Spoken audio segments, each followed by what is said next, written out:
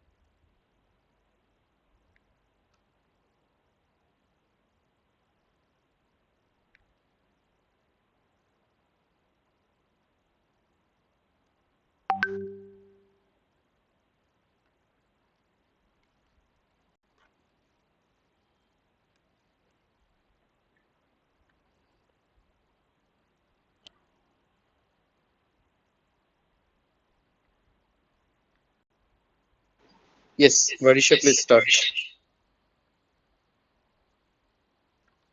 Okay. Ladies and gentlemen, esteemed guests, speakers, and fellow participants, it is my great pleasure to welcome you all to this international debate competition, which is being organized to celebrate the upcoming 78th Independence Day by Nosrix Audasia's OPC Private Limited. Today, we gathered here to listen to different participants from various states of India on the topic Future of Free India. Some will be conveying their views for the motion and some will be against the motion. I, Ms. Varisha Parathi from Uttar Pradesh, your today's host, welcome you all to this session that requires your attention and discussion. We are truly grateful to our esteemed chairperson, Dr. V. Gayatri, Assistant Professor from Tamil Nadu. The insights and knowledge which will be shared today will contribute to a deeper understanding and potential solutions. Our program aims to provide a platform for meaningful discussion, networking, and collaboration. We hope to facilitate the exchange of ideas, foster partnerships, and inspire innovation.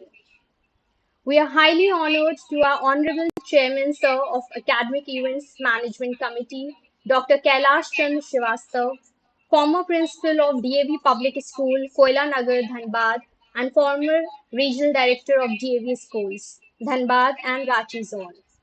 Professor Dr. Rashmi Mishra, the Honorary Secretary of the Academic Events Management Committee, and a respected Director Sir of Nosrix Audentias OPC Private Limited, Mr. Sarath, for their valuable support and contribution towards our program.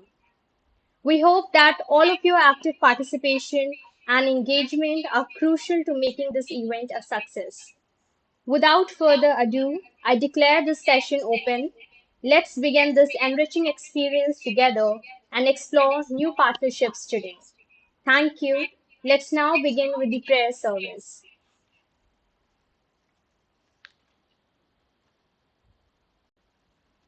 Yes, I think there's echo problem.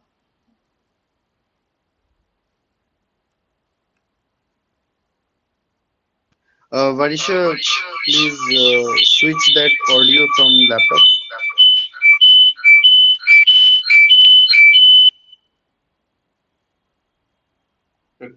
and then speak from your phone. Is it fine now? Yes, yes. Okay. Let us bow our head and put ourselves in the holiness of God, the Father, the Son, and the Holy Spirit. Dear Almighty and ever loving God, we glorify and thank your name. You have showered us with so much blessings, and your presence continuously reminds us of your faithfulness and guidance. May we humbly ask you to shower our speaker today of your greatest inspiration so that he may share the most of his knowledge, his field of expertise, and to his respective topics. May we also absorb the invaluable knowledge, experiences, and put it into practice what we may learn today. Your infinite blessing would mean the success of this seminar. May we be a living witnesses of your genuine love through the enactment of the knowledge acquired through this activity. We ask this in the name of Jesus Christ, our Lord and Savior. Born in a cultured family, Dr. Kailash Chandra Srivastav is a symbol of perfection, a rare combination of wisdom, knowledge, practicability, and refinement of personality. Serving JV School since 1990 as our principal, Dr. K.C. Srivastav has ever engaged in quest of attaining excellence in academics, and his painstaking efforts in channelizing the systematic delivery of content and encouraging feedback on the progress made have been praiseworthy.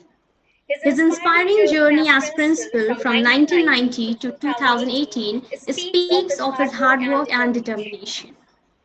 Having taken the DAV school Koila Nagar to a position of repute and respect in a commendable fashion with an appreciably short span of time, DAV College Managing Committee, New Delhi, entrusted him with dubious responsibility of regional directorship in the year 2012. Under the dynamic mentorship of Dr. K.C. Srivastav, the achievement made by the students have ushered in a balmy breeze of satisfaction for the school. Entrusted with the mammoth responsibility of nurturing talents beyond the boundaries of academics and carrying the yoke of producing ideal citizens, Dr. K.C. Srivastav has recently been awarded Academic Excellence Award by Honorable Srimati Mridula Sinha, Governor of Goa, on the occasion of College Summit 2017 held in Goa.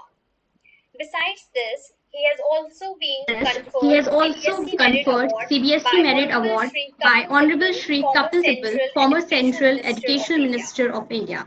DAV organization has also honored him with Mahatma Hansraj Award and Teacher Merit Award have also been conferred to him as a teacher in Sainik School for the highest virtues of knowledge, integrity, discipline, diligence, dedication, and commitment towards excellence.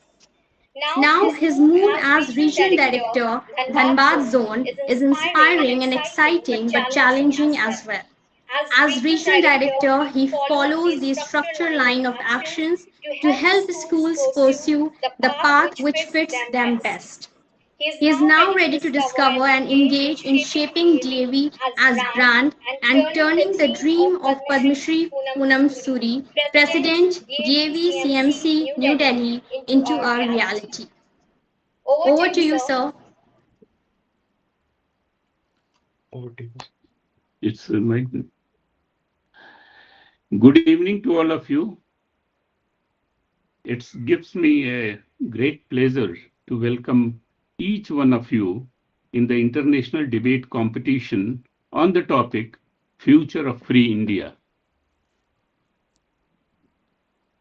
Am I audible to every one of you? Am I? Yes, sir, you're audible. Yes, sir. Yes, sir. I congratulate Mr. Sharath, the director of Nazarex Audencias, for his wonderful efforts in arranging these kind of programs. I'm very happy his diligence, his perseverance, hard work, sincerity has brought laurels to his organization. Sarath, you are a really true dedicated and you are really doing a very good work in changing the minds of young generation. I also thank Dr. Rashmi Mishra, professor and the PhD cell head of SAM Global University Bhopal, and our honorary secretary of the Academic Events Management Committee of Nazarex Audencias. As we are aware today, the topic Future of Free India. We celebrate India's independence every year. Let's look at the future of our nation from the biological perspective. India is a rich biodiversity from Himalayas to Western Ghats, is a treasure trove of ecological wealth. We also need to address biological changes like pollution, loss of biodiversity, the climate change, and harnessing biology and biotechnology. We can create solutions for a sustainable future of our country. On behalf of Nazarex Audencias, I, K.C. Srivastava, the chairman of the academic events, warmly welcome our today's esteemed chairperson, Dr. V. Gayatri from Tamil Nadu, for her lecture in today's program. And I wish all the best to all the participants of the this debate competition, and I am sure those who are listening shall be benefited. It is an academic event, and the expertise which we have brought here on the stage and those who will be listening them will surely get an opportunity to note down something for their future career. I would like to take a moment to express my deepest appreciation to Ms. Varisha Farooqui, a poet, content creator and writer, author, and the graduation gold medalist and the university topper. Very nice. Who involved herself in organizing this program. Your tireless efforts and dedication have made this event possible, and we are all grateful to you. Varisha, very well done. I congratulate you. Well done. Keep it up. Thank you, sir. We envision an India that is a strong, united, and progressive country. India where technology and innovation drive towards growth and development. India, where every citizen has opportunities to thrive for better opportunities and better future. We will see India playing a bigger role on the global stage in the coming years. We will leverage our strength in technology, healthcare, and renewable energy to build a sustainable future of our country. The future of free India is bright, and I am sure the country is heading towards the brighter future. I welcome all of you, each one of you, and congratulate every one of you, and my good wishes and blessings to all of you who are listening us and who are going to deliver their speech today. Thank you. Thank you very much. Thank Thank you, you, sir. sir.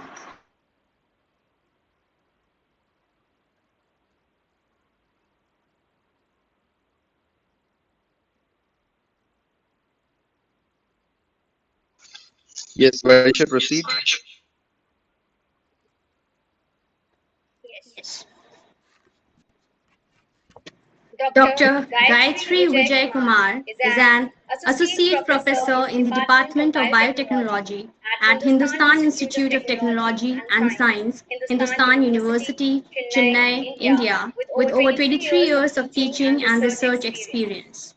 She has She has made made significant significant contributions in contributions in environmental environmental biotechnology, biotechnology, food food preservation, preservation, nanotechnology nanotechnology applications, applications, and and sustainable sustainable product product development. development. She She has has been been awarded awarded one one patent patent grant grant for for an an innovative innovative food food grain grain preservation preservation technology. technology. Her Her work work has has earned earned national national and and international international recognition, recognition, including including Dr. Dr. Sam Sam Thiagalingam Thiagalingam Genotoxic Genotoxic Research Research Award, Award, University of University of Toronto, Toronto, TASME TASME 2021 2021 award Award ceremony, Ceremony, and and Gold Gold Medal Medal and and Best Best Environment Environment Track Track Award Award at at the the IGEM IGEM 2022 2022 competition, competition, Paris, Paris, France. France. With With 16 16 research research papers papers published published in in peer-reviewed peer-reviewed journals, journals, Dr. Dr. Gayatri Gayatri also also serves as serves a as a life life member of member the of the Society of Society of Biological Biological Chemists, Chemists, India, India, and and actively actively engages in engages in collaborative collaborative research. research. Her Her research research expertise expertise includes includes protein protein engineering engineering and and recombinant recombinant technology, technology, then then nanoparticle nanoparticle synthesis synthesis for for industrial and industrial and medical medical applications, applications, and and also also bioremediation and bioremediation and removal removal of of environmental environmental pollutants, pollutants, including including microplastics. microplastics. She has She has also also guided guided and and mentored mentored multiple multiple postgraduate postgraduate and and undergraduate undergraduate projects, projects, aligning aligning academic academic research research with with industrial industrial needs needs and and sustainability sustainability goals. goals. Through her Through her academic academic leadership, leadership, research research achievements, achievements, and and industry industry collaborations, collaborations, Dr. Dr. Gayatri Gayatri continues to continues to bridge the bridge the gap gap between between scientific scientific innovation innovation and and real-world real world applications, applications, contributing to contributing to both both academic academic growth growth and and societal societal impact. impact. Over to Over you, to you, ma'am. ma'am. Thank you, madam. I can start my presentation, right? Yes, ma'am. Yes, ma'am.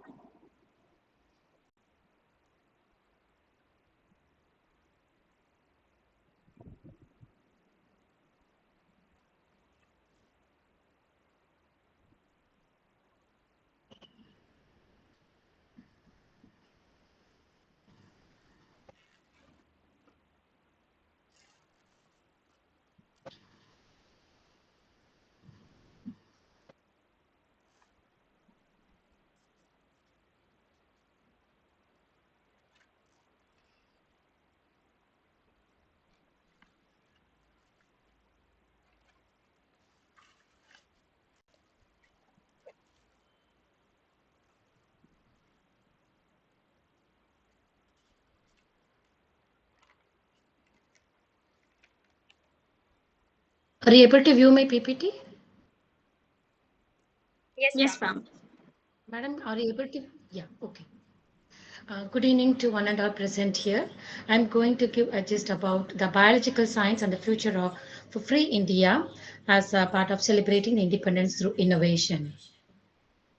So biological sciences derive national development by improving public health through innovation in medicine, by enhancing agricultural productivity to ensure food security. And the scientific independence also reinforces the political independence by enabling self-reliance in health, technology, and defense, by reducing foreign dependence and empowering strategic autonomy. The vision for uh, Nirbhar Bharat through bioscience is to build a self-reliant India by advancing indigenous research, manufacturing vaccines, diagnostics, and bio-based solutions, thereby fostering innovations, employment, and national resilience. So, through Atmanirbhar Bharat has five pillars, that is economy, infrastructure, system, demography, and demand, with the keywords as research, innovation, collaboration, make in India, and startup India. Let us see about some historical context. That is those who were involved in the scientific research during the freedom struggle. Jagdish Chandra Bose became the pioneer in the field of plant physiology. Sir C.V. Raman brought about an extraordinary change in Indian scientific thinking.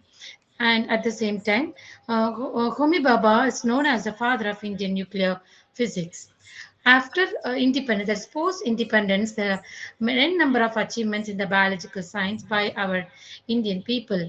That is established. It is through the establishment of CSIR, ICMR, DBT, which laid the foundation for research and innovations. And also, it brought the green revolution and vaccination programs, which significantly improved the public health and food security. Biotech, as a Make in India, biotech focus also developed. That is the development of Indian biotech hubs, especially in Hyderabad and Bengaluru, where the startup is around 1,200 by 2025, and 150 global capability centers are there in Hyderabad. Whereas in Bangalore, the startup is around 3,500 and 200,000 and GCCs. And indigenous vaccine production also, that is Covaxin has been produced with, that is with 870 plus GCC, which is accounting for 42% of India's total. Bangalore is an ideal hub for R&D startup for pharma and biotechnology. And it is estimated that by 2025, bioinformatics and genomics will be growing in India, and it will be around 11.8 billions. Then role of biotechnology in national health is five important points. It is through enhanced diagnostics, then therapeutic innovations, regenerative medicines, and digital health solutions. All this will be leading to national health development also. Then biotechnology also contributed for industries to global bioeconomy.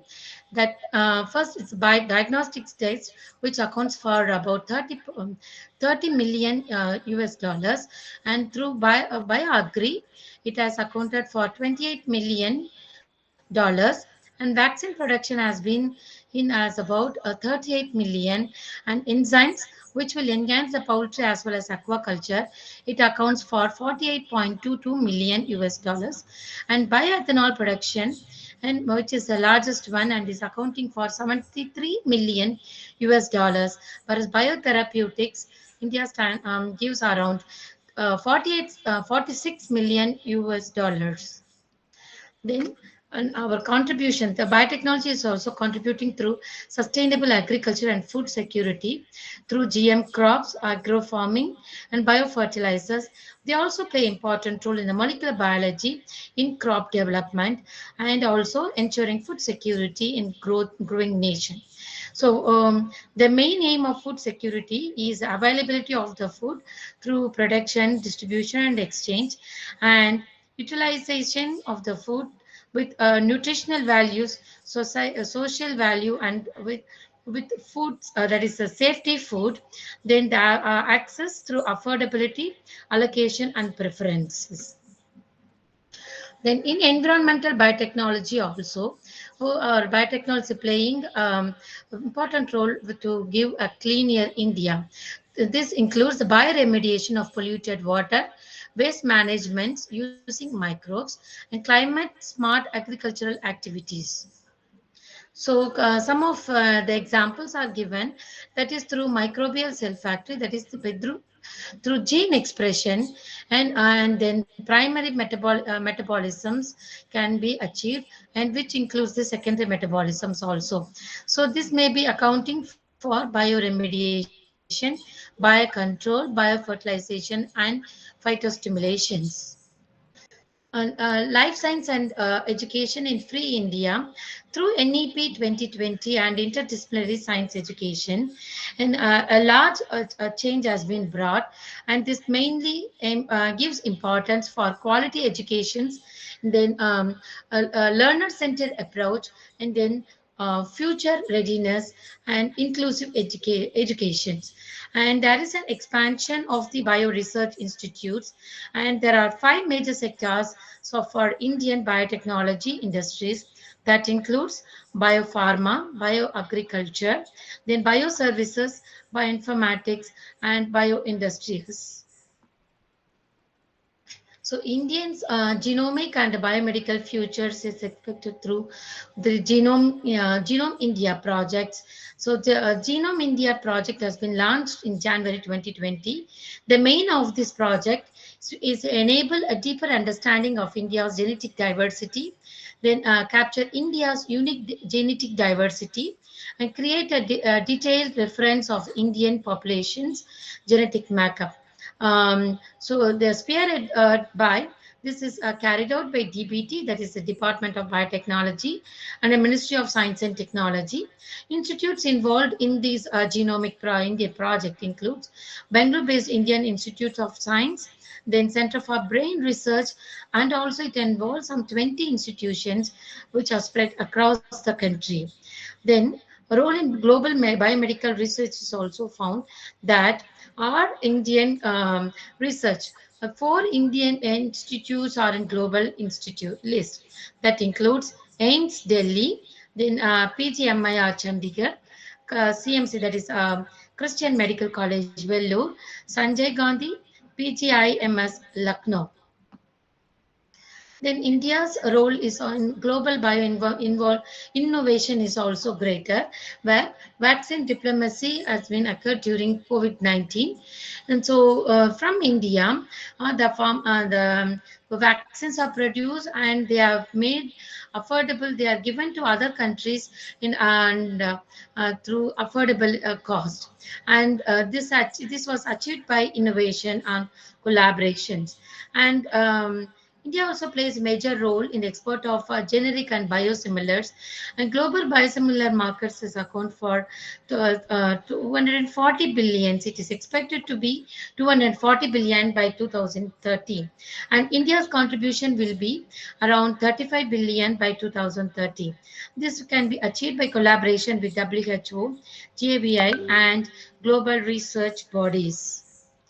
So bioscience for national security is also achieved through the biotechnology. So India's approach in biological warfare, warfare reduction and defense is a multifaceted, which encompasses commitment to the Biological Weapon Convention, the development of biodefense capability, and enhancing surveillance and regulatory measures. So as a vision of 2047, 100 years of independence, India will be a self-reliant biotechnology ecosystem, Green India through sustainable biotechnologies, and India as a global bioinnovation leader. We can see India as a global innovation leader. So Swaraj is my birthright, not just politically, but scientifically also. So the promise of biological science in shaping India's freedom, health, and future will be our goal. Jai Hind. Thank you, ma'am. Now Now we we shall shall start start with with the the debate. debate. Okay, Okay, so so first first participant participant is is Navya Navya Rani. Rani.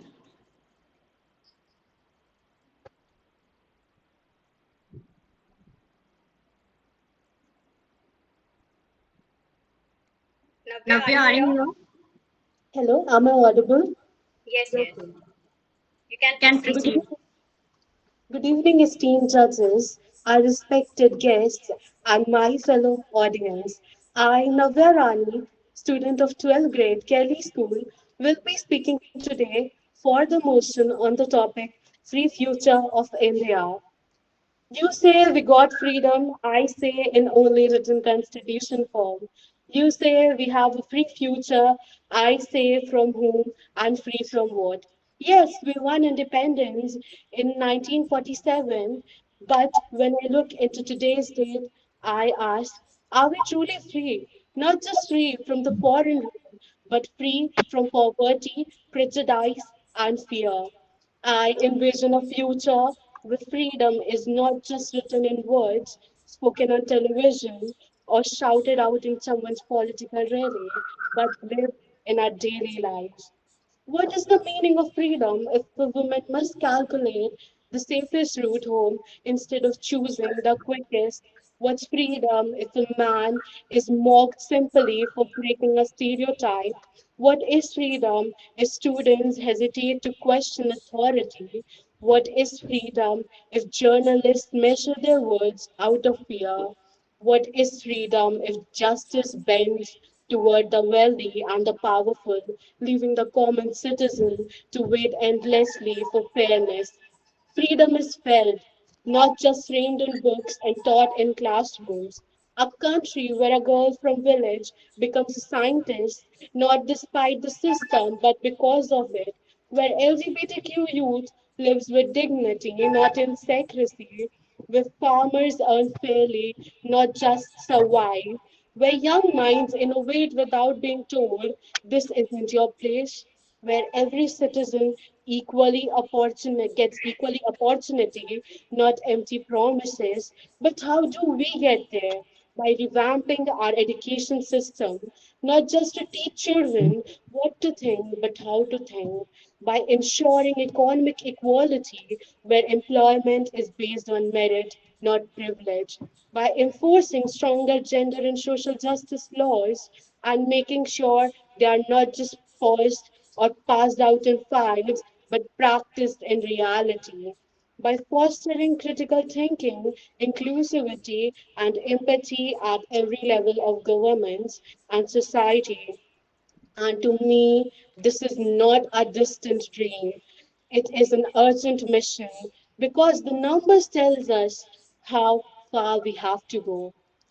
In 2025, India ranks 131st out of 148 countries in Global Gender Gap Index, scoring just 64.4% in gender parity. This is not just a ranking, it's a reflection of millions of women denied opportunity, denied safety, and denied voices. Our Human Development Index stands at 130th out of 193 countries with an HDI value of 0.685. Yes, it's an improvement from 0.676 in 2020, but do we really call that progress when nations we once stood alongside have leaped ahead? And when we come to corruption, let's not pretend it's a shadow problem. In the Corruption Perceptions Index 2024, India sits at 98 out of 180 countries with a score of 38, well below the global average. That's not a stain, it's a wound that keeps reopening, draining the blood of our democracy. A free future is impossible when half the population feels unsafe, when corruption eats away at opportunity, and inequality sits like invisible wall in front of every dream and every dreamer. So the roads of freedom must not be built on more than emotions. It must be paved with justice that does not discriminate. Women's rights are not just a cause, they are foundation of every healthy nation. Education reforms isn't an improvement, it's a survival because without being critical thinking, where there is no democracy, only blindness and obedience lies. Corruption must not be punished, it must be made impossible through digital transparency in public transactions, open audits, and protection for whistleblowers. A free future of India demands tech systems that are fair, where the burden is balanced and the returns are seen in public welfare, better hospitals, better schools, better infrastructure. Every rupee collected must find its way back to the people in invisible changes and not invisible measures taken by politicians and government.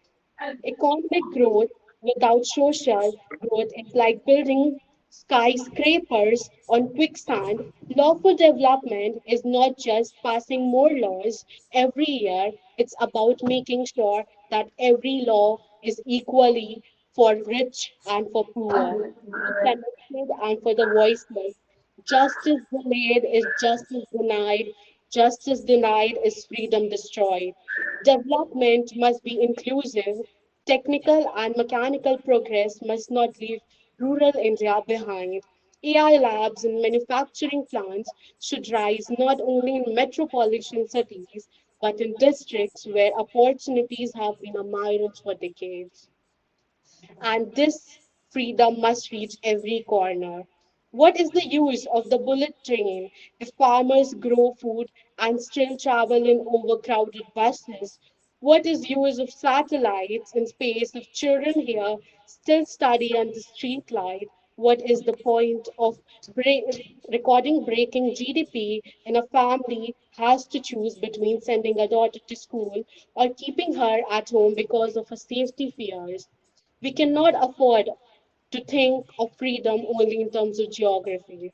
Freedom is also economic independence, educational access, healthcare security, and courage to live one's truth without fear of judgment. When I talk about a free future of India, I'm not talking about utopia that exists only in textbook. I'm talking practically achievable changes. A system where police station has more women officers so that crime against women are reported without fear. A judiciary that resolves cases in months, not decades. A parliament that reflects the diversity of its people, not just in appearance but in action. A future when taxes are not seen as burden but as investment, because citizens trust that the money is building schools, roads, and hospitals, not filling someone's Swiss bank account. It's when a farmer in Maharashtra uses the same advanced machinery as a farmer in Germany because the government made it possible there. When its innovation hubs are not limited to Bangalore, Hyderabad, or Maharashtra, but exist in villages where young people design solutions for their own community. It's when law enforcement treats a poor man in a torn shirt just as same as they treat a rich one in their suits. And the most importantly, a free future is when one, absolutely one, feels invisible in their own country. Let me share something. In 2024, a small village in Kerala became fully solar powered.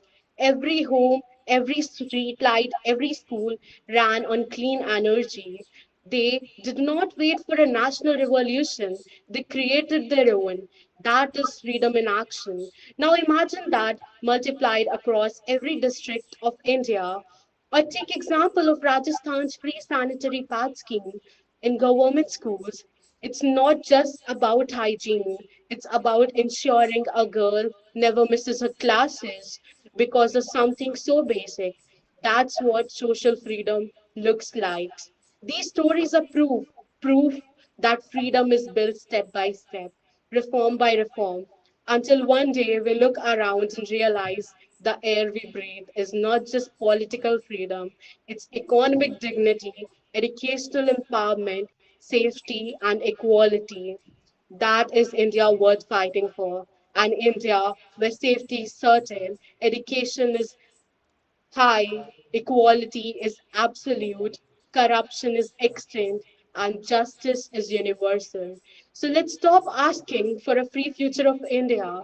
Let's start building the future where this question itself sounds meaningless and disappears, because freedom is not to be a promise or a hope. It's to be the air that we breathe every day, every second. It's the right that every single person needs to have. Thank you.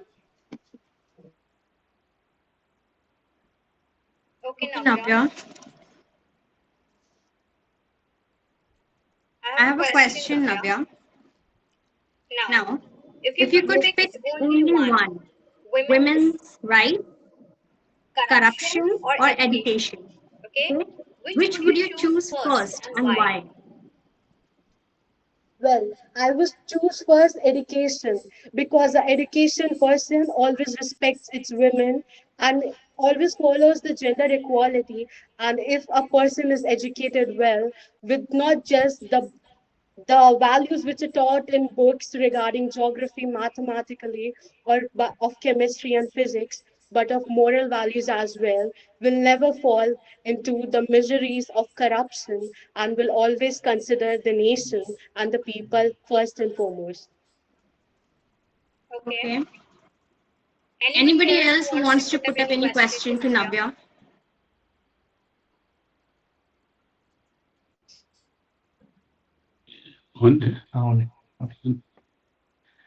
Is your topic was a little debatable, but I think you have spoken very well, and the issues which you have taken are very relevant. And in process of getting our country into an arena of scientific development and scientific progress, it's required that youth of our country should think in a positive manner.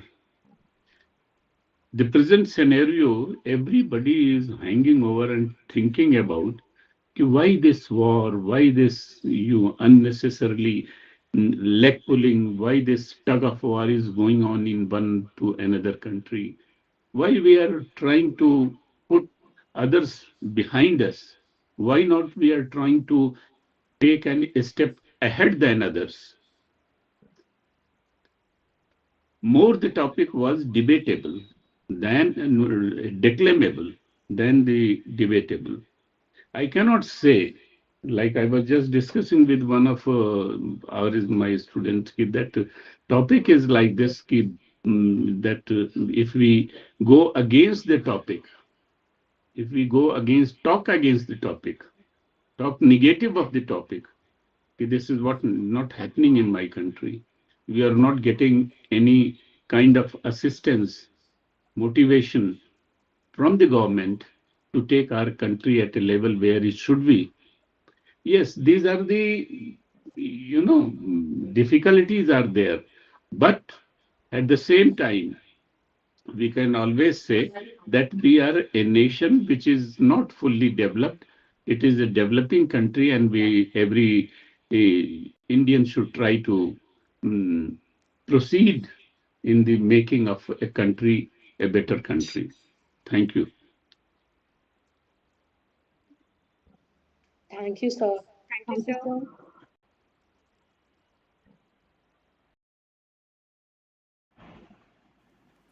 Okay, now our next participant is Keshav Dutt Mishra.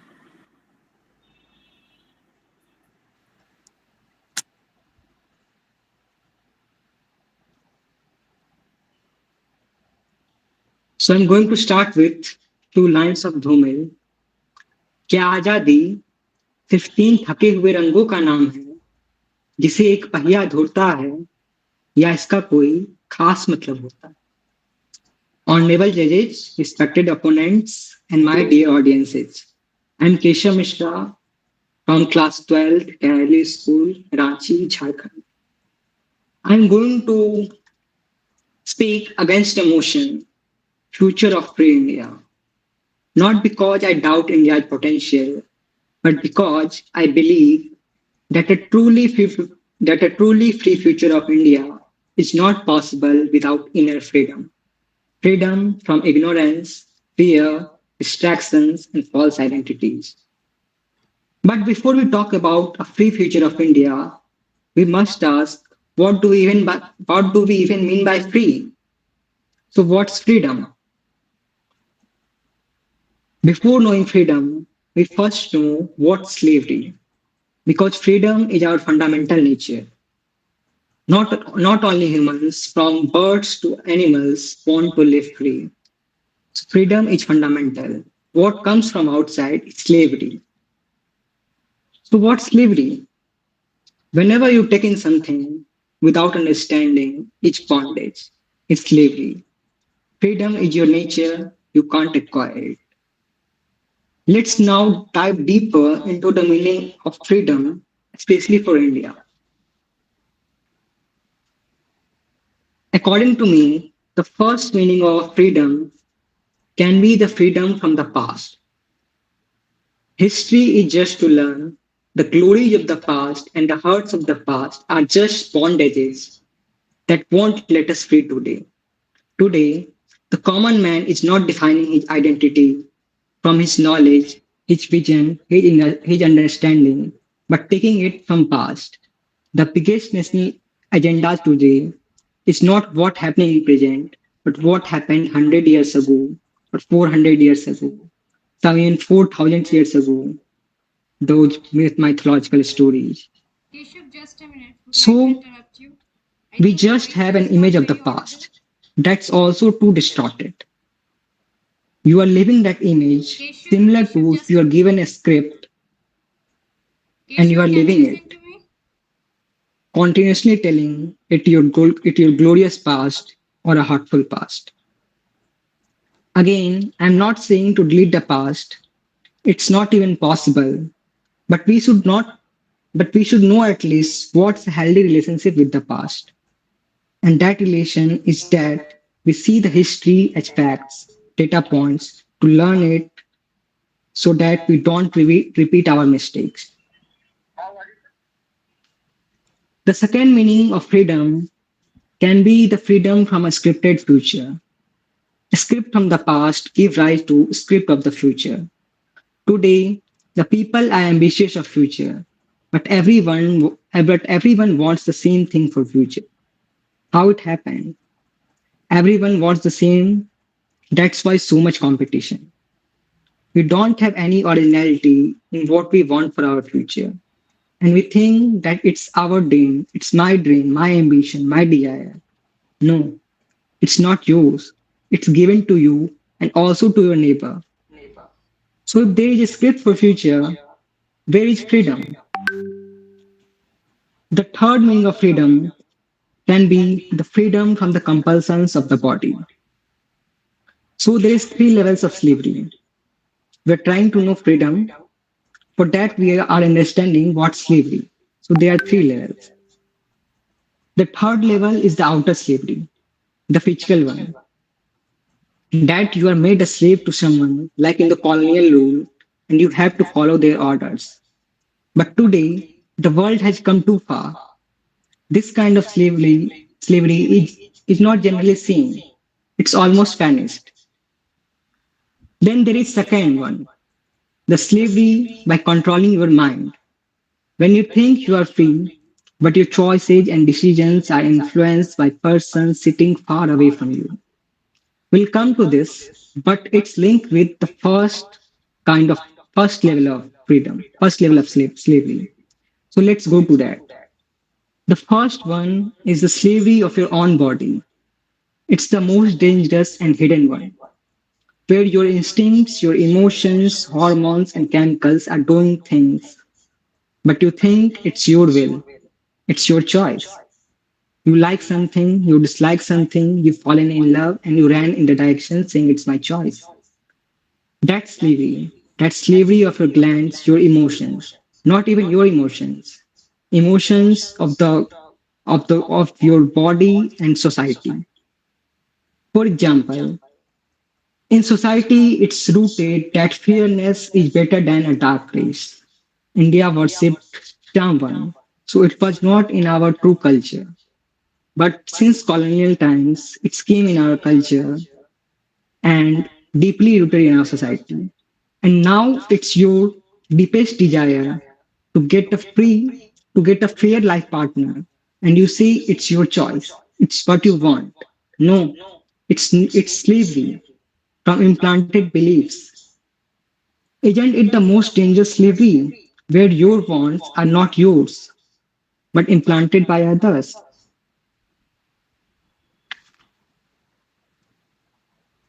Ajadi, which is also called Mukti, has greatest spiritual value.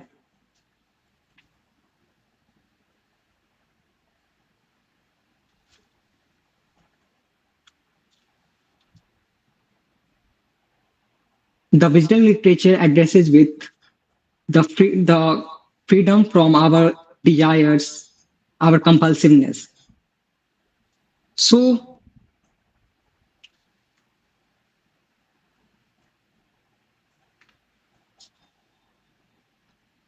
the highest goal of Adhyat and wisdom literature has been the liberation, the freedom. But which freedom? Today the kind of slavery that today the kind of slavery is not that one nation that rule other nation. It's almost vanished. The definition to the definition of colonizing is changed.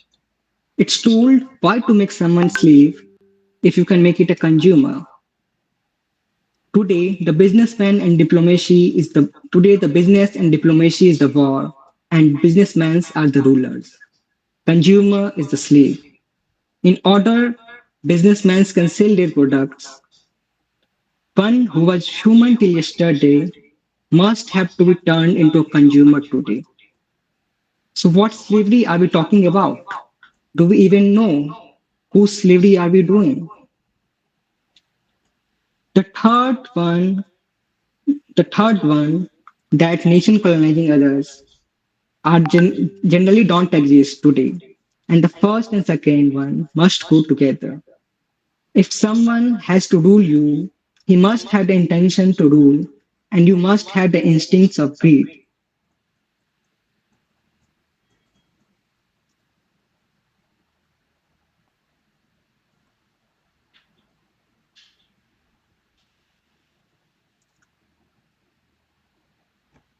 अगर आप न बनते होते आसानी से गुलाम तो क्यों होते इतने विज्ञापन और उनके इतने दाम? So how to refrain from first kind of slavery, the first kind of our body? The first slavery is that we don't know who we are. We give our identity to our instincts, our desires, our greed, our lust, or whatever beliefs we are carrying. So the meaning of freedom can be the freedom from these identities, these roles, these beliefs that we have implanted. The fifth meaning of freedom can be the freedom from inner ignorance. From this we reach, so from this we reach the fifth kind of freedom, freedom from self-ignorance. There is nothing like self-knowledge in our culture. Honestly asking myself, who am I? What I am doing? From where my desires, my fears, my insecurities, my beliefs are coming? What's the base of my life? Why I am flowing with the flow? We need freedom from self-deception. Otherwise, we will keep celebrating freedom from outside, still being a slave from inside. So next we come to freedom from worldly ignorance. Since we are ignorant for ourselves, we don't know who we are truly. We are also ignorant for the world. Climate collapse is the proof of our inner crisis. Consumption has made the definition of success. Cars, home, more luxury, more comfort, more pleasure, more materialistic things. We don't understand that our inner dissatisfaction can't be dealt by consumption. and fulfilling shallow desires implanted by others. That's why 70 billion animals are killed worldwide in a year, 7 lakhs per minute. In the time I spoke till now, 70 lakh animals have been killed, including fish for just eating, for our food.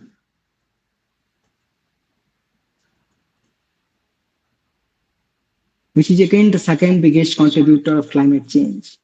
Each problem today we are facing is just a product of not knowing who we truly are. Our self-ignorance is the cause of all the worldly problems we are facing today.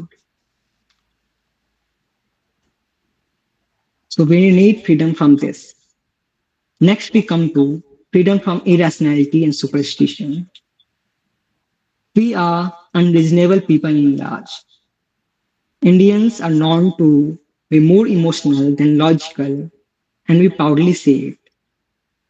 You don't speak facts and truth because it will hurt someone's feelings or sentiments. But emotions are biological and animalistic. Even animals share all kinds of emotions with you, whether it's fear, anger, attraction, attachment, or motherhood. So how can we give so much importance to something that is animalistic? I'm not denying emotions. I'm just saying that logic is given more importance than emotions. On the name of emotions, today we keep carrying our rotten beliefs, traditions, distorted religion. And India has become the home of superstition. We need freedom from this.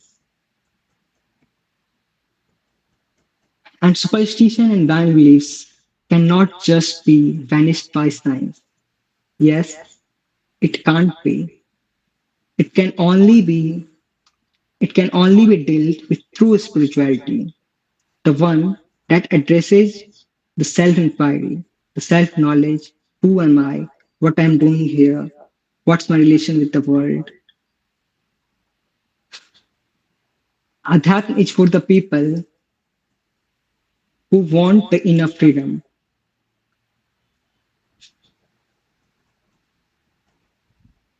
And when there is no self-knowledge, there is no adhyat, there is just slavery. So the real meaning of freedom is self-knowledge. And for this, we need to go to our wisdom literature, Bhagavad Gita, Upanishads, and Vedanta. If you don't have self-knowledge, you are a slave to your own. And if you are a slave to your own today, you will create your masters tomorrow. Thank you. That's all. Okay, Keshav. So tell me, like, if in one line you have to define, how would you define a truly free India? Just in one line. Truly free India can be defined if its people are aware, understandable, and it's full of wisdom. And another question I have for you is, if self-ignorance is the biggest barrier, as you mentioned, right? So Yeah. what's the first step every citizen should take to remove it? Yeah.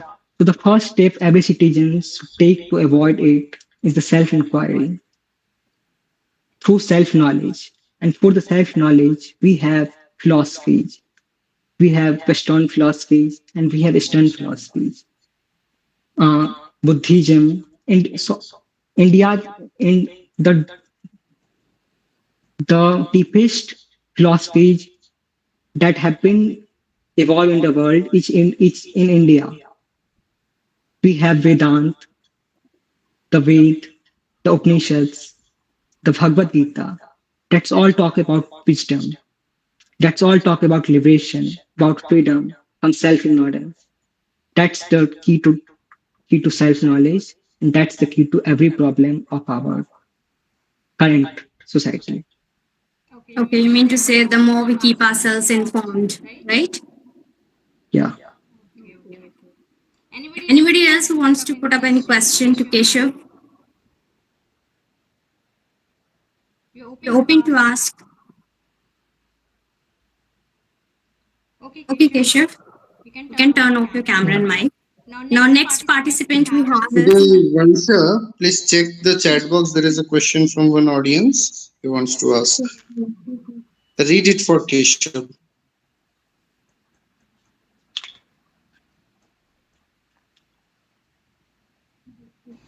Yes, the Shivansh Saraswati question. Yes. Okay, Keshav, there's a question for you. What do you think about the reservation in education sector as a slavery-induced mentality hindering the growth? Yeah. So the reservation for reservation. Why we needed the reservation? Because a majority of people of India was devoid of knowledge, of information. That's why we introduced reservation in our constitution. That's also a lack of self-knowledge. Since self-knowledge was limited to very handful of people, Adhyatma in history has been limited to very handful of people. So the real meaning of freedom was limited to very few. That's why so much ignorance, so much violence, so much slavery in the popular society, in the culture. And for that, our constitution gave the term for reservation. So, yeah, reservation is given to remove the slavery, not to raise it. That's all I can say. Okay, Keshav. Next we have is Sanket Arun Kulkarni.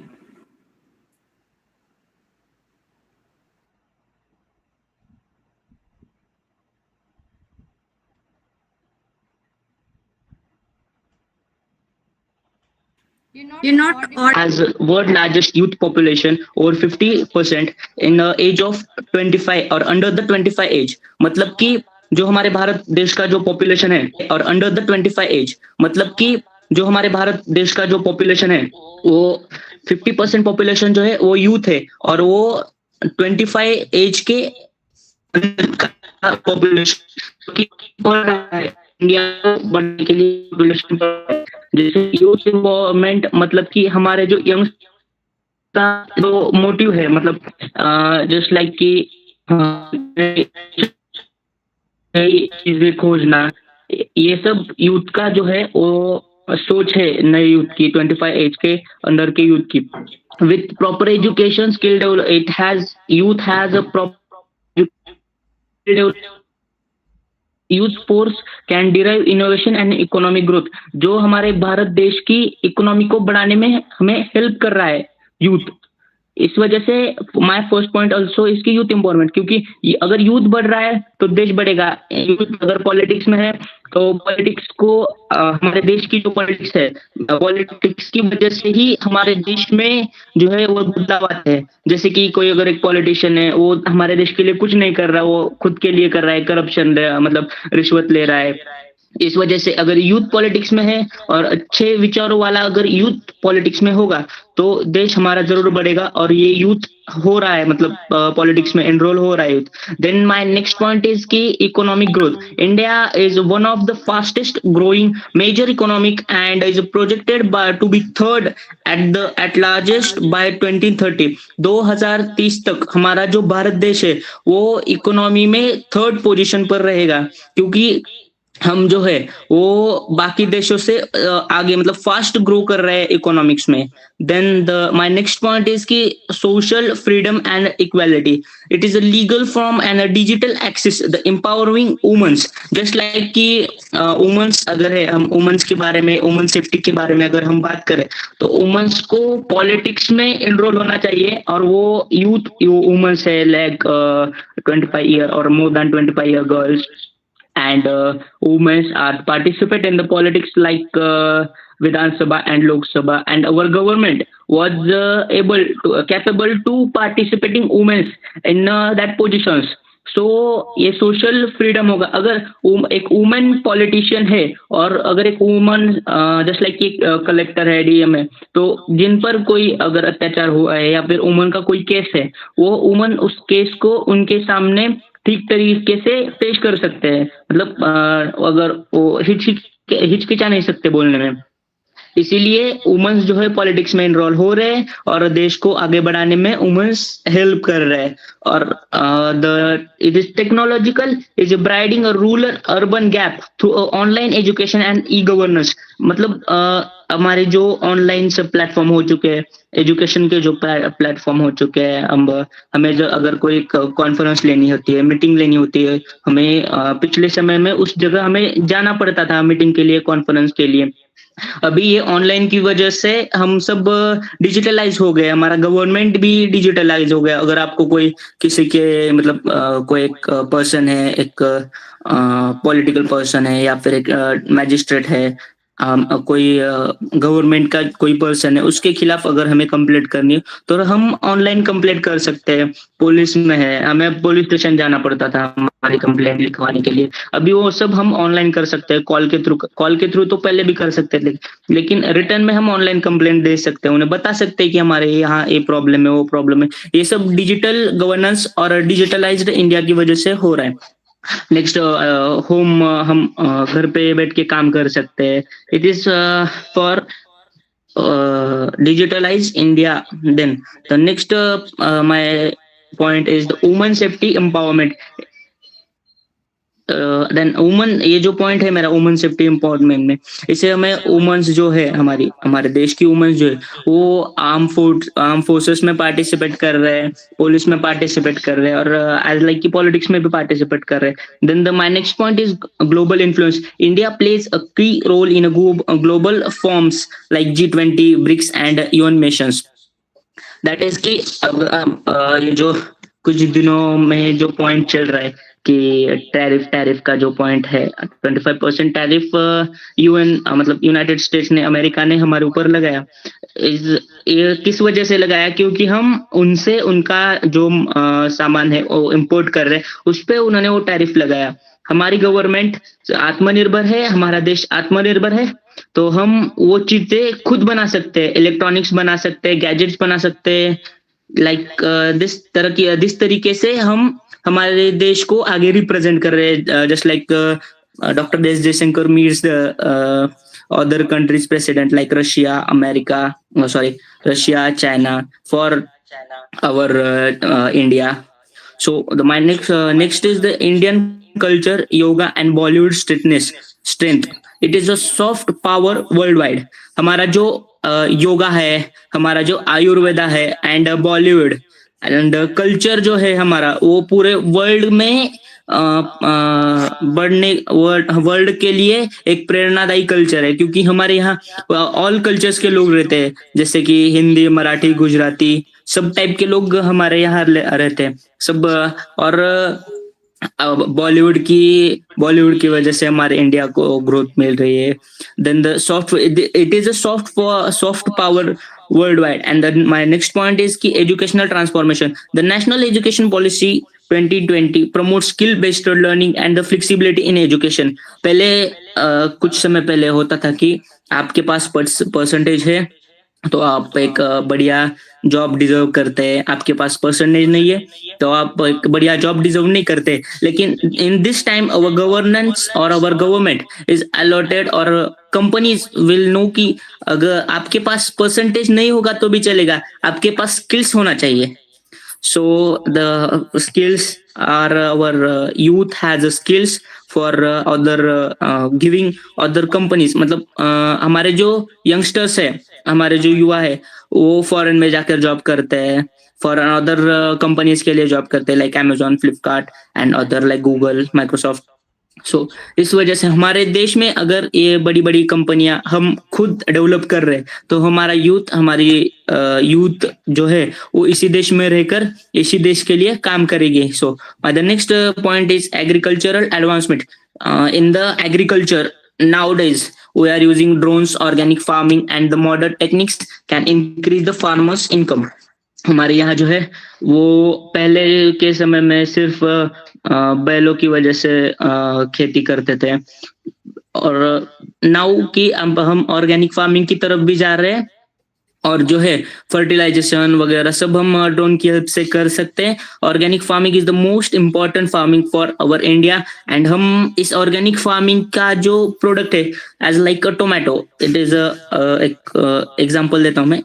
Organic tomato है हमारे देश में, जो inorganic tomato है मतलब fertilised tomato, उसको खाद दिया हुआ है, फर्टिलाइजेशन किया है, यूरिया दिया हुआ है, वो सब जो है वो हम हमारे देश में बेच रहे. और जो ऑर्गेनिक टोमेटोज है, लाइक ऑर्गेनिक हमने ऑर्गेनिक तैयार किया, वो फॉरेन में हम बेच रहे क्योंकि उसका एक्सपोर्ट अच्छा हो रहा है और हमें उसकी जो इनकम सोर्सेस है फार्मर्स को ज्यादा मिल रहा है वहां से ऑर्गेनिक फार्मिंग के. इस वजह से ऑर्गेनिक फार्मिंग की तरफ हमारा देश बढ़ रहा है. ये हमारे देश के लिए अच्छी बात है. Then my next point is की green energy and development. Like India is a leader of solar and wind energy mining for a net zero carbon emission by 2070. 2070 तक हमारा जो भारत देश है वो जीरो कार्बन प्रोड्यूस करने वाला देश रहेगा.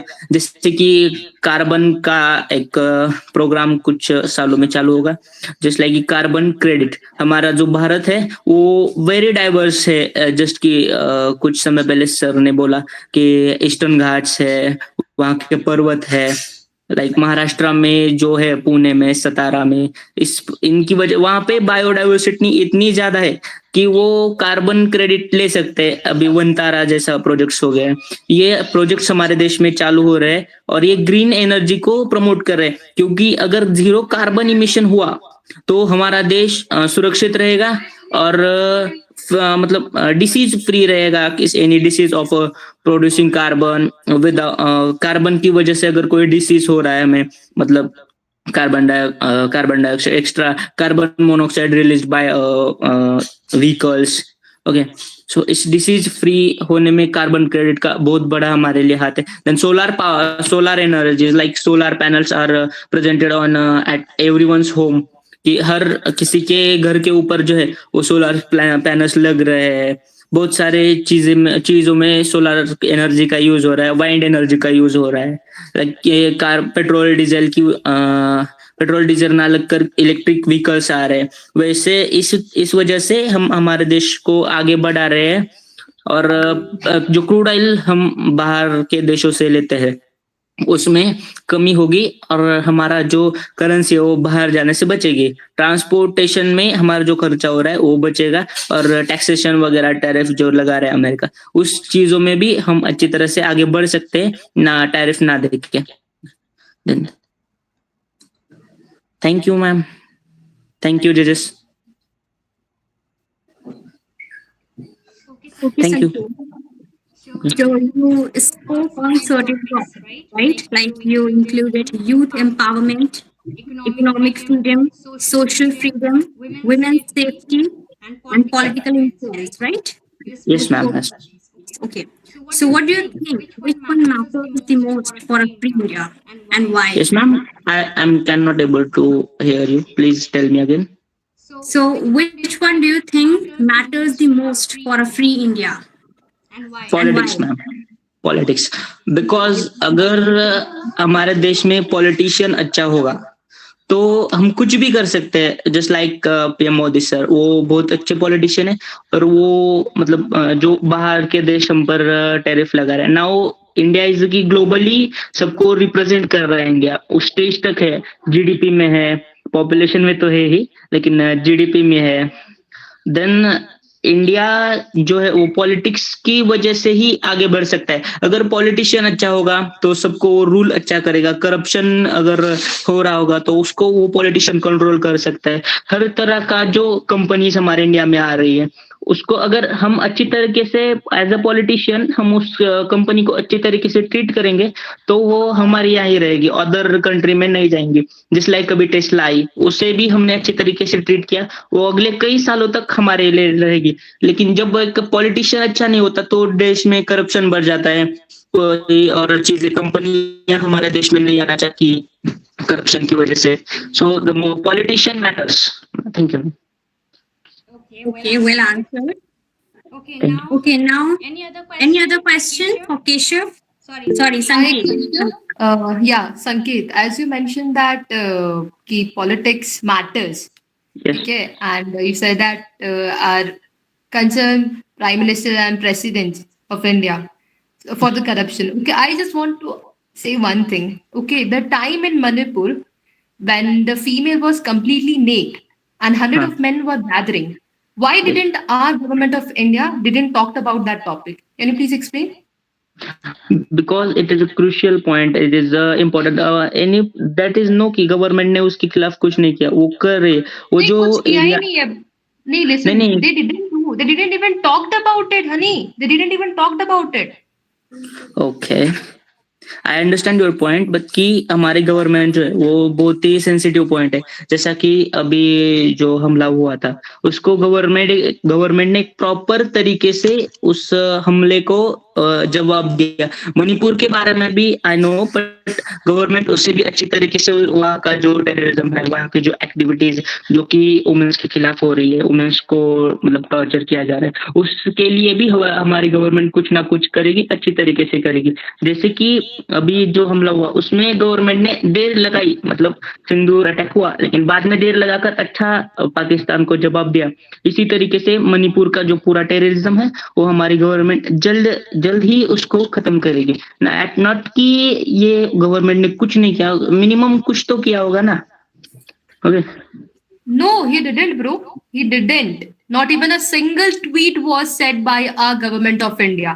See terrorism I agree वो किया है बट उससे पहले मणिपुर में वो केस हुआ था but Indian government didn't take any action. जब भी रेप केस होता है इंडिया में why it takes several years why then you talked about sensitive topic you talked about it is sensitive then same I agree the terrorism act was also sensitive but whereas India के अंदर होते हुए the Indian people did that thing then why Indian government didn't raise their voices to it please explain. Yes yes yes मैं आपको एक example की तरीके से बताना चाहूंगा। महाराष्ट्र में भी ऐसी बहुत सारी केसेस हो चुकी है, ओके यू अंडरस्टैंड, बट उसको गवर्नमेंट ने अच्छी तरीके से जवाब दिया है। वहाँ की गवर्नमेंट अगर एबल है उस तरीके को मतलब उस केस को अच्छे से जवाब देने के लिए तो वो जरूर देगी। Thank you. जरूर देगी बट अभी तक दिया नहीं है लेकिन yes yes yes I understand, but जरूर देगी। मैं ये कह रहा हूँ कुछ समय लगता है कुछ चीजों को होने में। Yes, but what? ये सारी चीजों को होने में टाइम नहीं लगना चाहिए ना। You just imagine if your Yes. own sister, Yes, yes, own mother, yes, I they're understand. all naked and hundred of men are gathering them. What sort of feeling would be there? They were Yes, yes. brutally raped. Brutally. Try to understand. If you're a biology student, you can understand the fact how Yes, yes. harsh they were to that woman. Yes, yes, I always understand. But अगर इसके खिलाफ कोई action नहीं हुआ है तो वो हमारे लिए यूथ जनरेशन के लिए गवर्नमेंट के लिए एक बहुत ही बुरी बात है कि हमारे लिए हमारी गवर्नमेंट ने उसके खिलाफ एक्शन नहीं लिया। लेकिन आई नो कि मुझे पता है कि गवर्नमेंट कुछ ना कुछ मणिपुर के लिए कुछ ना कुछ एक्शन जरूर लेगी। अभी नहीं लिया, आई अंडरस्टैंड, अभी नहीं लिया लेकिन लेगी in future. Okay, thank you. Kim Tam, I think you got your answer, right? Yes, I ma'am. have two questions. Yes, sir. Yes. Okay. Uh-huh. Any other question? I have two questions. Okay. Yeah, मेरा जो दो सवाल है वो है कि आपने बात किया कि India is currently growing to be the third largest economy in the world. और कुछ दिन पहले ही इंडिया ने जापान को overtake किया and it became the fourth largest economy. Yes, sir. And everybody celebrated. It was a very nice, happy incident. But at the same time, Japan's per capita income is around $33,000, whereas India's per capita income is somewhere around $4,000. Okay. The economic disparity is there. What? So how are we supposed to celebrate India becoming a global economy, third largest, second largest, where the people in our country are unemployed, starving, and on the verge of dying? Yes. And my second question is, I will give you my two questions and then I would want an answer. And Yes. the second question is regarding the recent terrorist attack that happened in Kashmir. Yeah. There were several points. The first point being that the local police and the government intelligence had information about an imminent terrorist attack that was bound to happen in that place in a time period. So why were tourists allowed to go to that place? और जो दूसरा आता है कि एक border को cross करके जो एक मच्छर भी नहीं क्रॉस करना, मतलब आइडियल एक मच्छर को भी क्रॉस करना नहीं चाहिए, इतने सारे टेररिस्ट आए हमारे देश के लोगों को मार के फिर वापस चले गए और किसी को खुद पता नहीं चला. ये कैसे? So in our country, so much money is being spent on our armies and our forces, armed forces, but हमारा देश का नागरिक खुद ही तो अभी तक सेफ नहीं है. Yes. इसका जो आंसर है वो मेरे पॉइंट्स जो एक्सप्लेन किए उसमें दिया है. जिसकी अगर हमारा एक पॉलिटिशियन है वहाँ का, मतलब जो हमारे देश का यूथ है, अगर वो अच्छी तरह से कोई एक वो सिंगल पर्सन भी अगर कोई करप्टेड है तो उसकी वजह से पूरा देश बदनाम हो जाता है. सिंगल पर्सन, वन सिंगल, उसकी वजह से आई नो, बट कि मुझे नहीं पता किस तरीके से आए किस तरीके से नहीं आए, उन्होंने क्या किया वो पता है, मतलब हमारे जो लोग हैं उनको मारा. Then I have a point, वो सिंगल पर्सन भी अगर करप्टेड है तो पूरे देश को करप्टेड बना सकता है. That not a politician but local में जो अगर कोई होगा, आई डोंट नो, बट वो जो अगर एक सिंगल पर्सन भी होगा तो उसकी वजह से हो सकता है ना. It is not responsible politics. It is a politician is not responsible for this. हमारी गवर्नमेंट जो है वो देश के लिए, मतलब आर्मी के लिए कर रही है, मतलब हाईली मनी स्पेंड कर रही है. इसका जवाब हमने जो सिंदूर एक्शन लिया, सिंदूर का जो है वो एक्शन लिया, वो गवर्नमेंट नहीं लिया ना. एंड मैं यही बोल रहा हूँ कि इधर भी लोग मारे गए, उधर भी लोग मारे गए. The people were not saved. वो जो लोग मारे गए, those people are going to remain dead. वो लोग जिंदा नहीं हो जाएंगे. नहीं जिंदा नहीं हो रहे. फोड़ा घर पर जाके बॉम्ब फोड़ा, तो वो जो लोग मारे गए because of fault of our national security, वो लोग तो वापस नहीं आ रहे. जो बच्चा अपने पापा को खोया, बच्चा अपने मम्मी को खोया, वो तो नहीं वापस आ रहे हैं ना. नहीं, आपकी बात ठीक है. मैं यही बोल रहा हूँ ना, अगर सिंगल पर्सन भी करप्टेड है तो उस वजह से वो सब चीजें हो सकती हैं. हाँ, but the government needs to take accountability. Government का form, government needs to take accountability for that.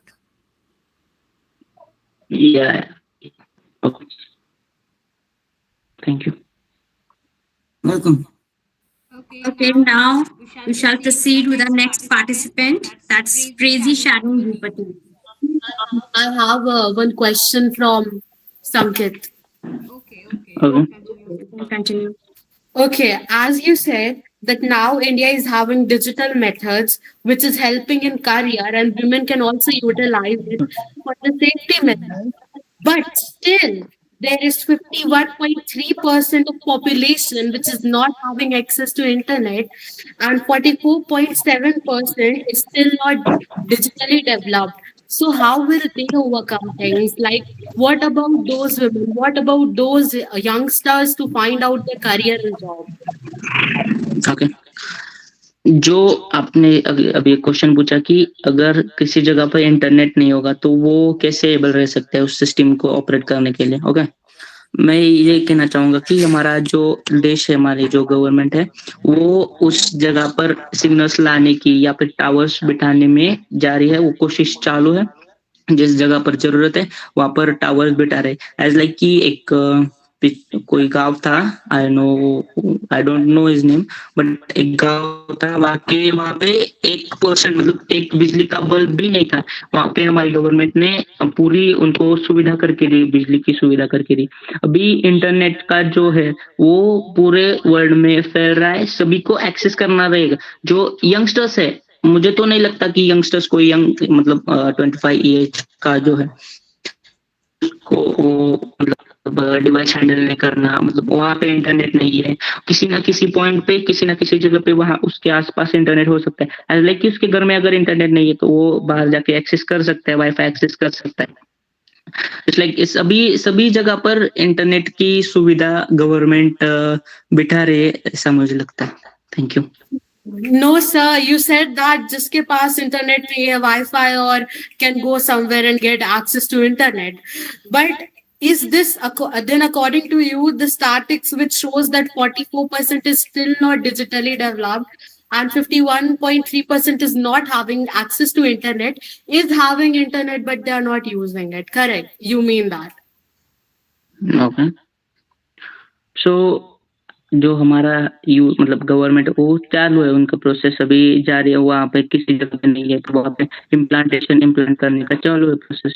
मुझे नहीं लगता कि आगे के कई सालों में मतलब 2030 तक कोई भी बिना इंटरनेट के मतलब जगह रहेगी कि वहाँ उस जगह पे इंटरनेट नहीं है, ऐसी जगह कोई नहीं रहेगी नाउ 2030 तक। Okay, thank you. Okay, let's move to the next candidate. Please proceed with the next one. Okay, Prezi Sharon Bhupati. Sanket, you can turn off your camera and mic. Okay.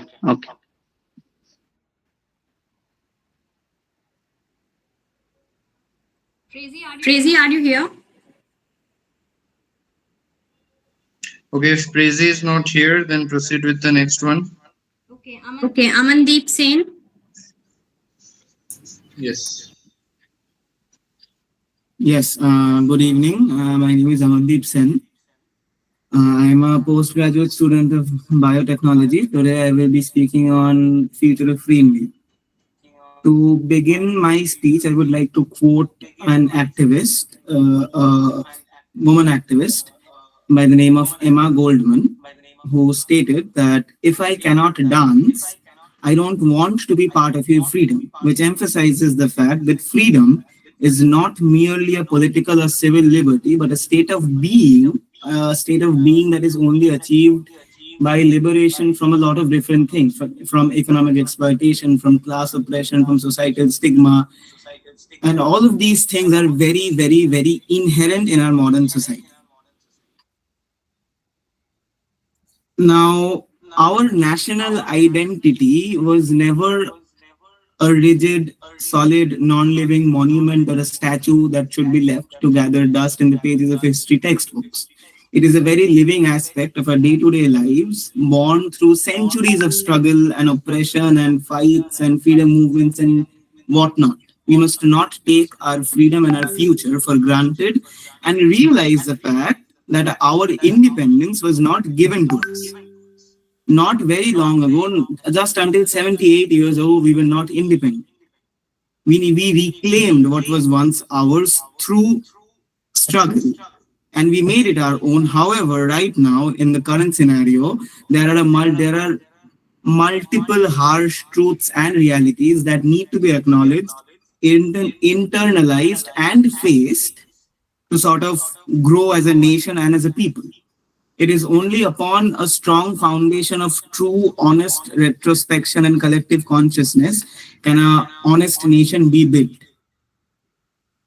We often say that India is a rapidly growing economy. We proudly declare that India overtook Japan as became the fourth largest economy, and bravo, good for them. But at the same time, Japan's per capita income is still significantly 10 times more than our per capita income.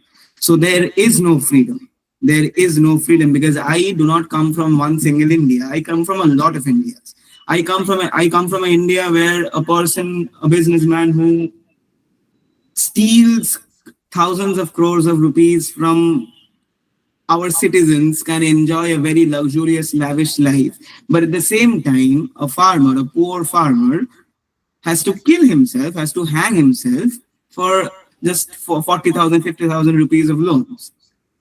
India's rapid growth, it masks a very difficult and different reality. The promise of better days has long been undermined by many, many failures, which, if left unaddressed, will lead to very dark days. Now, I love my country. I love my country, and it is because of this very fact that I love my country that I need to talk about these things, that these things need to be addressed. The global rise of this gig economy culture, which promotes a very modern, flexible workforce, is lauded, it is applauded, it is very, very good apparently. But at the same time, real statistic reports shows that it is a source of uncertainty for most. A 2024 Niti Aayog report states that 90% of the workers who are a part of this contractual gig economy culture, are now over 90% of these workers have no life savings, and more than 78% of these workers work for more than 10 plus hours to survive on the bare minimum. Just to get 2 square meals a day, they have to work 10 plus hours. So therefore, this is not a sustainable model. You cannot put a band-aid on a fractured limb or on a gushing wound and wait for it to heal itself or wait for it to sort of stop bleeding. That cannot be done. We say that India is booming. So many companies coming to India, so India giving birth to so many startups, so many companies, but at the same time, a 2025 analysis clearly states that unemployment rates are at an all-time high. In general, the unemployment rate is something around 5.6%, where urban unemployment rates are 7.1%. So the reality is very different. The reality is not what reporters, is not what politicians are saying it is. So this daydream of flexibility that is promised to us by the gig economy culture and contractual labor should be abolished, and instead we should move to a more secure, well-paying, 8 hours in a day workforce. Now, the next point that I would like to focus on is the climate change. Climate change right now globally, it is not a distant threat anymore. It is a very present, stark reality. This pursuit of progress, this development of industries, this development of factories, it comes at a very high price. We say that we are moving to a green energy future, but we are not. That is the reality, and we need to face that. We need to face the fact that this reliance on fossil fuels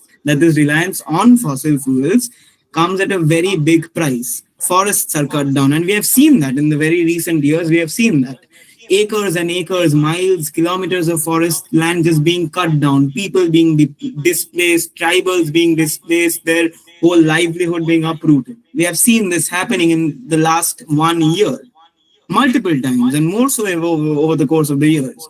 Millions of acres of lands are being cleared, people are being uprooted without any regulations, any proper waste management. Factories are being built, which in turn increases the rate of pollution, which in turn increases the chances of global warming, increases India's carbon footprint.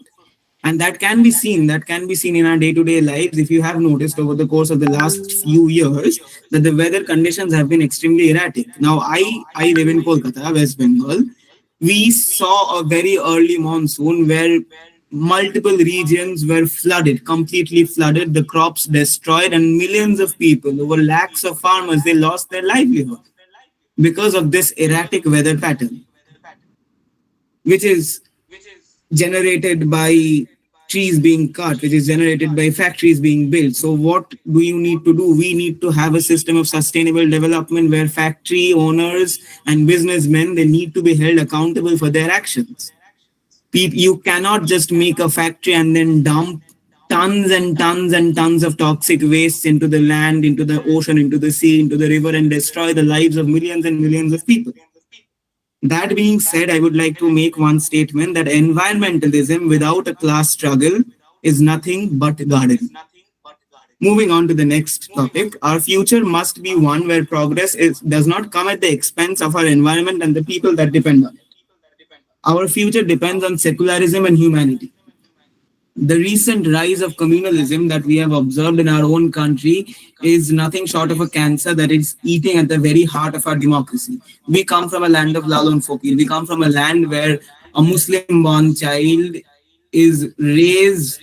We come from a land where a Hindu-born child is raised in a Muslim household, and then he sings about Krishna, the Lord Krishna. We come from that land, so you cannot destroy the very fabric of our democracy, the very fabric that our country stands upon. A recent study, a 2025 study carried out by the Center for Study of Society and Secularism, states that there has been an alarming rate of increase in communal riots in the year 2024, almost 84%. That is not a very small number. That is a shocking number. Now, this is all of this being said, I do not wish for a future of freedom. I do not wish for a future of freedom that means where only the rich are free, only the people who can afford to be free are free. I want a freedom, I want a future that is free from fear, division, and distrust. Diplomatic silence and indirect and sometimes very direct aids on issues such as ongoing genocides in Gaza and minority persecution in other nations, including our own, is a betrayal of the very ideas our country was built upon. Now, you can tell me that our country is going through so much. Why should we worry about other people? Why should we worry about other countries? I would like to quote Martin Luther King Jr. and state that oppression anywhere is oppression everywhere. Injustice anywhere is injustice everywhere. We as a country we as a nation were not independent not very long ago. So it is our duty to take care of other countries that are being oppressed. It is our duty to stand beside them. A country where millions of people are starving, where students are not getting education, where healthcare is a joke, how can we afford to send missiles for war to other countries? That is not done. The ideas put forward by the French Revolution and our own Renaissance, the ideas of fraternity, liberty, and equality are constantly being vilified in our country. This creates a very huge moral vacuum in foreign policy. Whereas our India is the same country which under Atal Bihari Vajpayee's rule declared Israel to be an invader, just by the way. Our future is directly dependent on our courage to stand with the oppressed and speak our truth to power. Now, coming to the new education policy and the right to education, which were meant to be transformative policies, but their implementation has fallen short. There is a widespread teacher vacancy all over government and public schools. There is an alarming rise in the rates of dropouts. Thousands of schools are being closed. In West Bengal alone, more than 8,000 government schools were shut down because of a lack of teachers, lack of students, and lack of proper infrastructure. There is no funds that are being sent to government schools and institutions, and lack of basic infrastructure. Now, I research in biotechnology, so I can say this from my own perspective that there is no fund for novel fundamental research. I will get a fund for research only if I can sell that research to a company. But if I want to research on something fundamental, on something that is going to help the people, I will not be allowed to do so.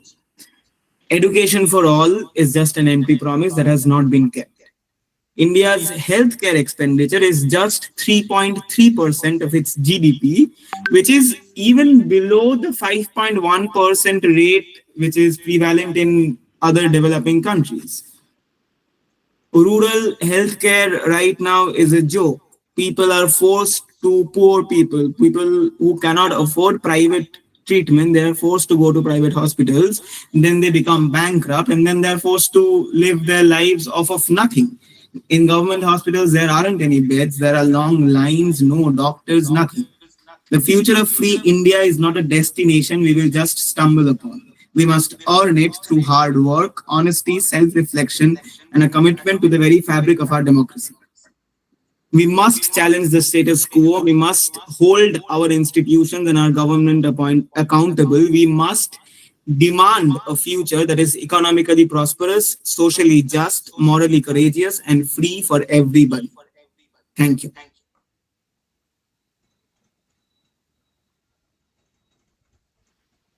Okay, Amandeep. You mentioned SDGs. Like, you talked about Sustainable Development Goals, right? Yes. Yes, I did. Sorry, you're not audible. Yes, I did. Yes. Hmm. Okay. So, do you know till when are we going to achieve it? I mean, like, what's the date being given to achieve it? Like, India has planned something about it, right?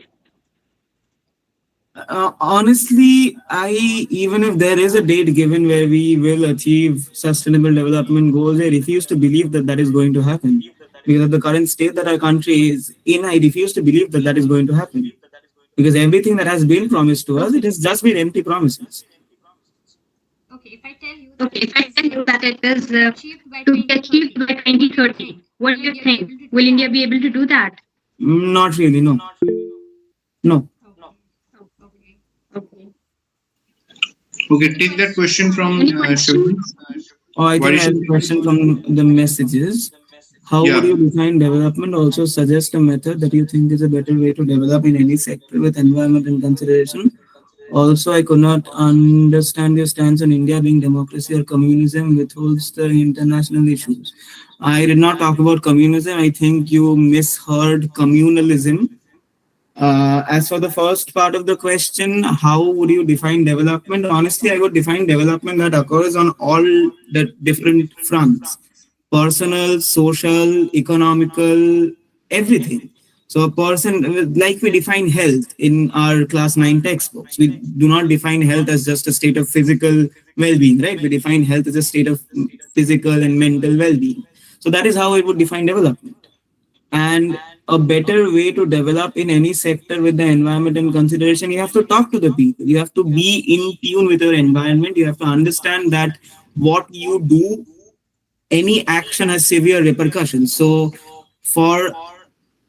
I think that many industries can be set up in ways that do not degrade the environment. You can put more effort into the waste management system. You can develop more methods where millions and millions of acres of forests do not need to be cleared for factories to be set up. And for the last part of the sentence, I really don't understand the last part of the question about India being a democracy or communism, whatever.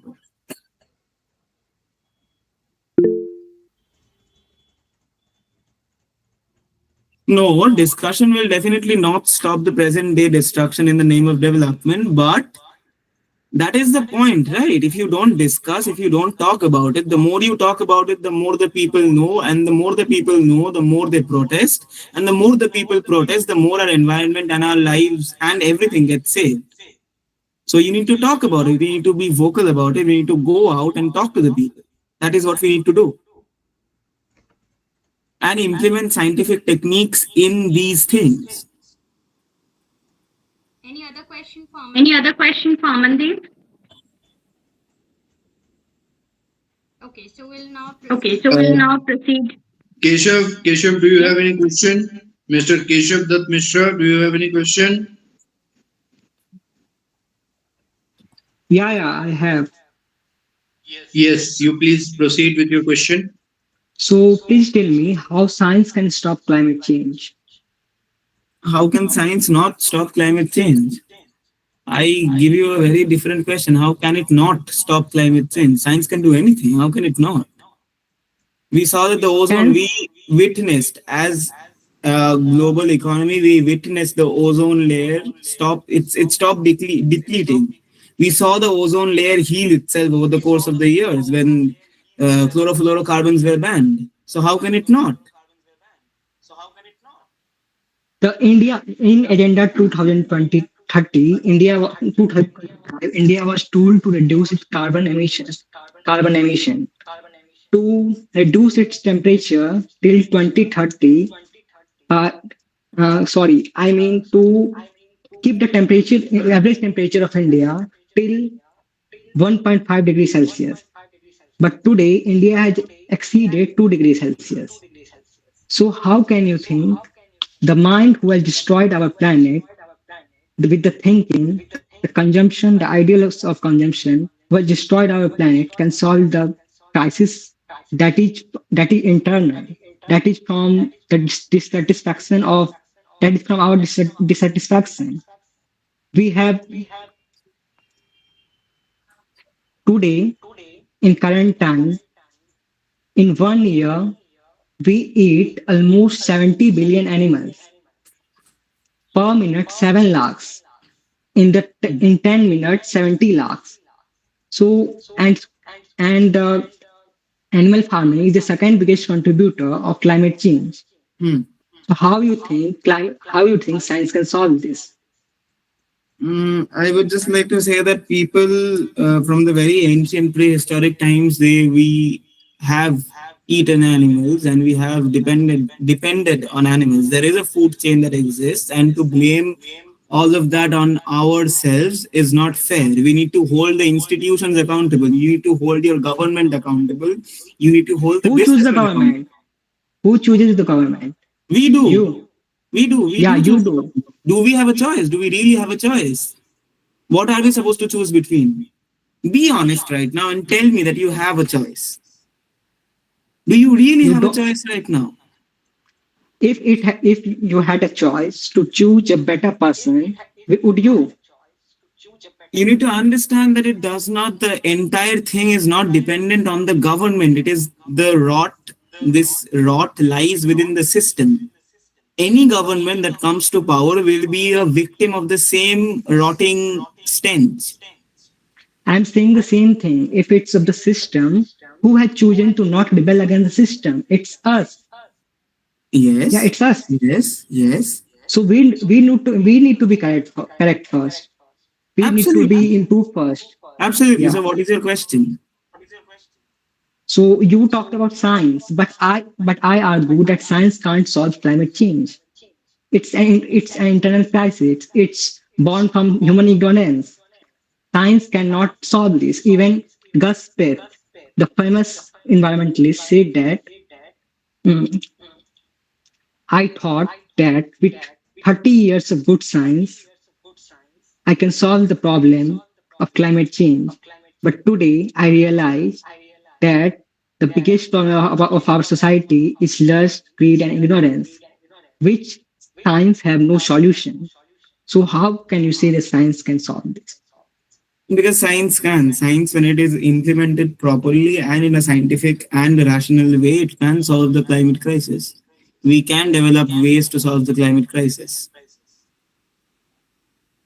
How can you develop ways to solve the climate crisis if the people are not are if the people are not willing to implant See, it, that's the problem. implement it? When Sorry. I say science, you just think of labs and physics and mathematics, but science is much more than that.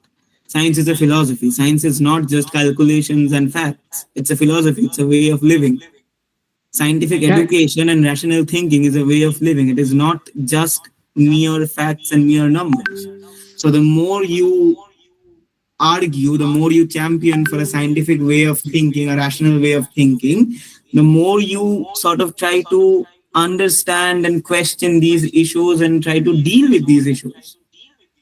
Scientific thinking and scientific education is a very, very, very important part of all of this. In every issue, be it the global economic crisis, be it the global health crisis or climate crisis or gender crisis or sexuality crisis, anything, science lies at the very bottom of that. Science is a very fundamental of that, fundamental process. today it is told that to solve the climate crisis, you plant trees. So it's too easy. But is this the solution? According to research, if you want to plant tree, if you want to solve climate change by planting trees, you will have to plant trees in 16,000 hectares, in 1,600 crore hectares. That's much more than the land on which agriculture is done today.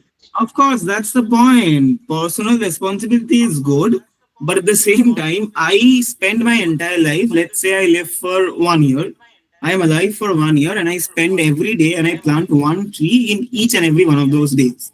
So at the end of 1 year, I plant 365 trees. That will never be enough to counter or combat the environmentally degrading effects that one single company has.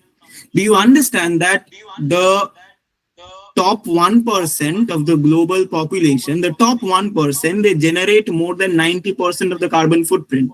And we, the 90%, are made accountable for all of it. That is not right.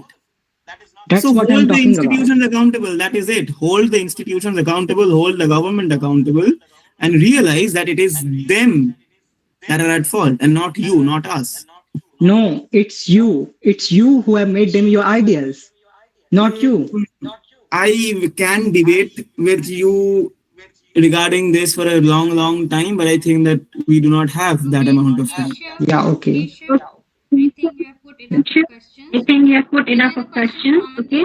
Any other question for Amandeep? Yes, ma'am. I want to ask one question. Sure. Okay, as you said that you quoted of Luther Martyr that aggression outside is aggression inside, something like Yeah, that. sure. And No, India no, no, should- no. Oppression anywhere is oppression everywhere. Well, and you wanted that India should even look out into international matters.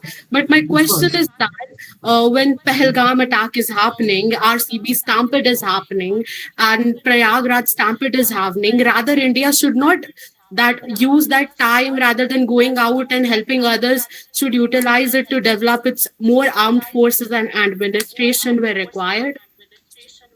Then I have a question for you. Will developing more armed forces really help you? Let me tell you a story. Let me tell you a very simple story. I, as a working individual, I wake up every day. I take the bus to my office because if I book a cab, it's going to cost me more. So I save that money.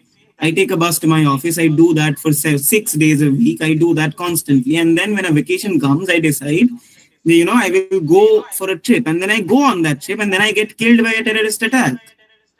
So where is the security? Where is this armed forces development that you're talking about? I understand your point that India, we should focus on ourselves first. That is valid. But we are not. We are actively aiding Israel. We are actively sending missiles and drones and our money to Israel. We are funding a genocide. Do you understand how deep that is? Do you understand the repercussions of that? We are funding an active genocide.